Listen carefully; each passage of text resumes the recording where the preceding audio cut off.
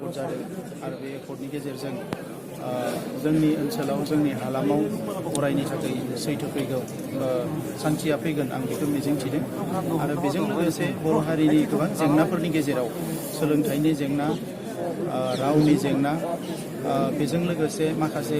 राजखान्थियारि जेंनाया बेजों जोबगोन होननानै जों सान्दों आरो बड'लेण्डनि बाहेरायाव थानाय जिखिनि बर' फिसाफोर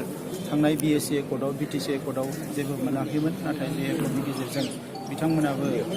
मोनसे काउन्सिल मोननो थांगासिनो दङ आरो बेजों लोगोसे कार्बि आंलंनि जेंना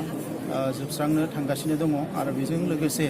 सारा भारताव थानाय बर'फोरनि राव थुनलाइ हारिमु जौगानायनि थाखाय मोनसे फसंथान गायसननो थांगासिनो दङ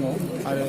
जिखिनि फसंथानफोरखौ दुलाराय बर' फरायसा आफादा गोदोनिफ्राय बिबोदोंमोन दा बेखौ जेरैखि जाया नैबे सुक्तिनि गेजेरजों जोङो सेन्ट्रेल इउनिभारसिटिनिफ्राय लानानै गोबां इनस्टिटिउसनफोरखौ गायसननो हानायनि थाखाय बेवहाय मोनसे एकर्डआव जों लाबोजोबनो हादों दा बेनिखायनो बे एकर्डआ जुदि गासैबो बिनि दफाफोरा इमप्लिमेन्ट जायोबा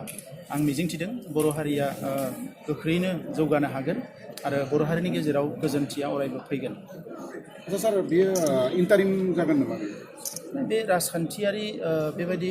माबाखौ आं बुंनो सानाखै बेवहाय इन्टारिमनि जेबो बेबस्था गैया मानोना बेवहाय स्टेटासनि मेजर बेबायदि चेन्ज गैया खालि जिखिनि एडमिनिस्ट्रेसन बेवहाय